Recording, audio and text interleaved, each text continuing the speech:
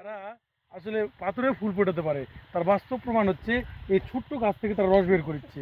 আমার জীবনে প্রথম দেখা এই ছোট্ট গাছ থেকে কেমনি করে রস বের হয়। দেখেন, আপনারা দেখেন রস বের হচ্ছে কি পরিমাণ রস বের হচ্ছে। আসলে বলার মতো কিছু নেই। আব্দুলপুরের মানুষ আসলে অনেক কৌশলী, তারা পাথরে ফুল ফোটাচ্ছে। রস রস কি অনেক পড়ছে? পড়ছে, টেস্ট একটু দেখি কেমন খেতে লাগে। দেখো তো। Authentic, authentic. প্রচুর মিষ্টি। এত খেতে ছোট, হবে। এত ছোট গাছের রস পড়ছে, এটা ছোট বিশাল গাছ ব্যাপার। দেখেই মিষ্টি এত বেশি, ঝাল বেশি, ছোট জিনিসের ঝাল বেশি। ছোট এটা বুঝতে মরিচের হবে। ঝাল বেশি। হ্যাঁ, তো এই জিনিস দেখতে কোথায় যাওয়া লাগবে, কোথায় গেলে দেখা যাবে? আপনারা যদি এটা দেখতে চান তাহলে অবশ্যই আব্দুলপুরে আসতে হবে।